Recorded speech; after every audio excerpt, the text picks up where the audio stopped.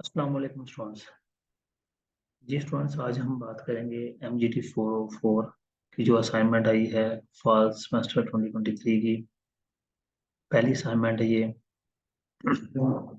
और ये assignment break even और कॉस्ट ऑफ वॉल्यूम प्रॉफिट के हवाले से है। मैं थोड़ा सा आपको असाइनमेंट का सिनेरियो समझा दूं। इस असाइनमेंट के अंदर बेसिकली उसने कंपनी जो है उसके पास दो ऑप्शन हैं, तो दो प्रोडक्शन मेथड्स जो हैं वो कंपनी के पास कंपनी अवेल करना चाह रही है। दोनों में से कोई एक, और कंपनी आपसे रिक्वायर कर रही है कि आप बताएंगे कौन सा करना चाहिए। अब एक कंप्यूटर असिस्टेड है और दूसरा लेबर इंटेंसिव है। कंप्यूटर असिस्टेड की डायरेक्ट मटेरियल लेबर वेरियर फिक्स एफओएच और लेबर इंटेंसिव दोनों का डाटा दिया हुआ है। पिछले पैराग्राफ में उसने आपको सेलिंग प्राइस 30 दी है और कह रहा है जी ऑलमोस्ट 5 लाख की सेलिंग एक्सपेंसेस हैं और to each unit variable expenses हैं। ये सेलिंग है। और 5 ऑप्शंस मैं पहले आपको ये बताता चलूँ कि ये सेलिंग एक्सपेंसेस या वेरिएबल सेलिंग एक्सपेंसेस जो हैं, ये जब हम variable costing marginal costing calculate कर रहे हों तब यूटिलाइज होते हैं। ब्रेक इवन के अंदर इसका कोई काम नहीं है, तो ये हमारे काम के नहीं है, हम इनको यूज नहीं करेंगे। अच्छा, उसने 5 ऑप्शंस दिए हैं कि पहले में वो कह रहा है ब्रेक इवन यूनिट्स कैलकुलेट करें दोनों प्रोडक्शन मेथड्स को, जहाँ पे नो प्रॉफिट नो लॉस हो। फिर दूसरे में वो कह रहा है कि बताएं कि कंपनी कितने यूनिट सेल करे कि दोनों का सेल वॉल्यूम सेम हो जाए। तीसरे में वो कह रहा है कि किन सर्कमस्टांसेस में कंपनी दोनों मेथड्स को यूटिलाइज, दोनों में से कोई एक या दोनों यूटिलाइज यूज कर सकती है। चौथे में वो कह रहा है ऑपरेटिंग लीवरेज के हवाले से डिस्कशन करें। और पांचवें में वो कह रहा है कि ऑपरेटिंग लीवरेज के अलावा को और जो बिजनेस फैक्टर्स हैं जो कि अफेक्ट कर सकते हैं मैनेजमेंट, कंसीडर करे while deciding both of them, तो वो कौन से हैं। जी, सोल्यूशन में जाने की तरफ से पहले मेरा कॉन्टैक्ट नंबर गिवन है। आपको अगर सोल्यूशन के बाद भी कोई प्रॉब्लम होती है आप मुझसे कॉन्टैक्ट कर सकते हैं व्हाट्सएप पर।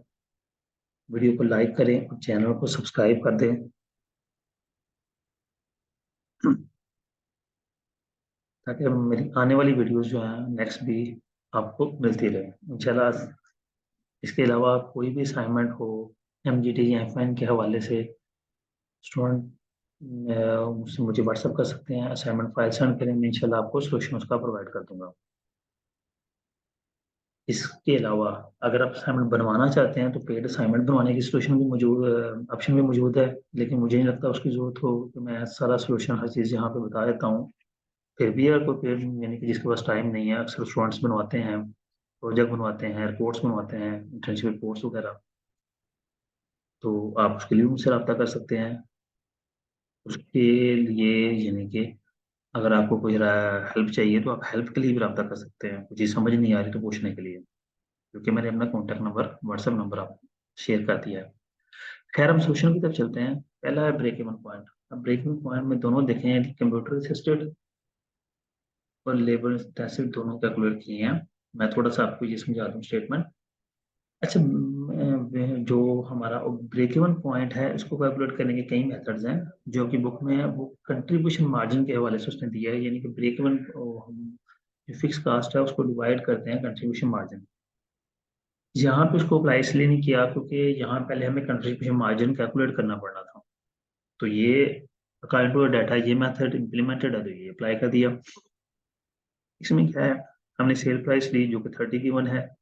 वेरिएबल कॉस्ट इसकी कंप्यूटर असिस्टेड की तीनों की गिवन है और लेबर की भी तीनों की गिवन है, जमा कर लिया उसको, किया मल्टीप्लाई क्वांटिटीज है।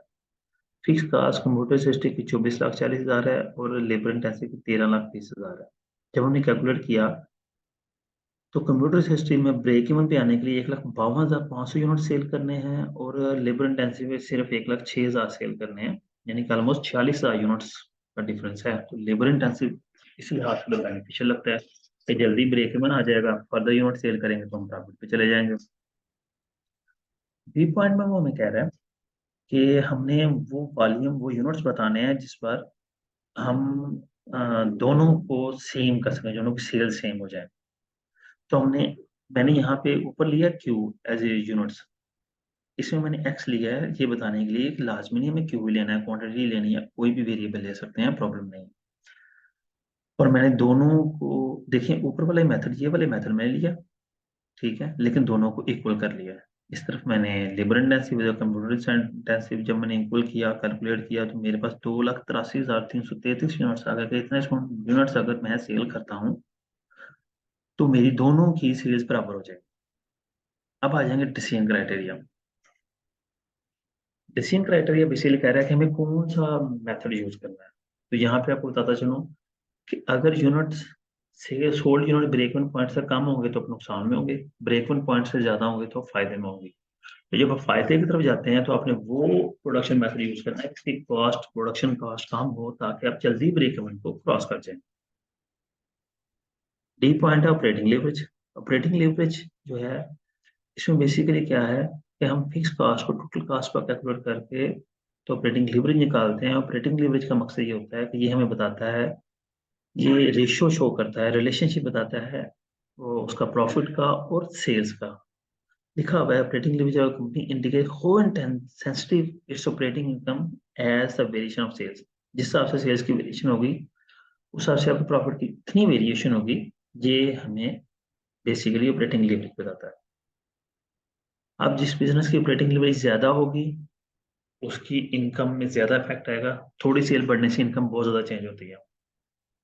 लेकिन ये इसके अपोजिट भी होता है कि जब इनकम सेल्स थोड़ी सी कम हो तो सेल्स बहुत यानी कि ऑपरेटिंग इनकम बहुत ज्यादा कम हो जाती है। क्योंकि आप देखें कि हमने ऊपर लिया फिक्स कॉस्ट को, तो जब फिक्स कॉस्ट बहुत ज्यादा हो तो ऑपरेटिंग लेवरेज बहुत ज्यादा होगी, फिक्स कॉस्ट कम हो तो ऑपरेटिंग लेवरेज कम हो। लेकिन हम ये भी दाद देखेंगे कि डिक्लाइन होने से भी हमें बड़ा नुकसान भी हो सकता है। ठीक है, तो इस लिहाज से भी अगर हम बात करें तो हम बेनिफिशियल यही होता है कि हम लो ब्रेक इवन पॉइंट वाले मेथड की तरफ जाएं जिसकी यानी कि मैन्युफैक्चरिंग कॉस्ट कम हो।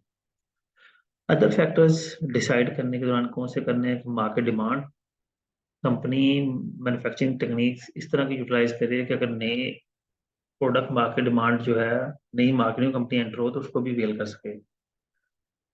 सूटेबल यही है कंपनी दोनों को कुछ कुछ पोर्शन यूज कर ले, ताकि अगर कंपनी की सेल्स में कमी या ज्यादा हो तो कंपनी अपने आप को शिफ्ट कर सके लेबर पे या टेक्नोलॉजी पे।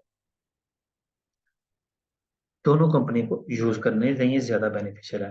वैसे एरिया वाइज मैटर करता है। जैपनीज जो है वो टेक्नोलॉजी की तरफ ज्यादा जाते हैं, क्यों? क्योंकि उनका सेल वॉल्यूम बहुत ज्यादा है, वो पूरी दुनिया में अपने प्रोडक्ट को सेल कर रहे होते हैं। रेगुलेटरी फ्लेक्सिबिलिटी, यही मैंने बताया कि शिफ्टिंग प्रोडक्शन मेथड्स का। रेगुलेटरी कंप्लायंस क्या है कि आपने लीगल चीजों को, लॉज को भी मद्देनजर रखना है, कोई अनलॉफुल एक्टिविटी नहीं करनी।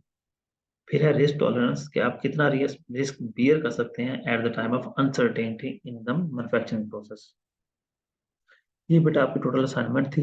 अगर इस असाइनमेंट में आपको कोई भी इशू हो, कोई बात पूछनी हो या असाइनमेंट आपने चेक करवानी हो, कोई प्रॉब्लम हो, आप मुझे व्हाट्सएप कर सकते हैं, वीडियो के नीचे कमेंट कर सकते हैं, इंशाल्लाह आपको रिप्लाई मिलेगा। वीडियो को लाइक करना, कमेंट करना, चैनल को सब्सक्राइब करना ना भूलिएगा। अपना बहुत सा ख्याल रखिएगा। अल्लाह हाफिज।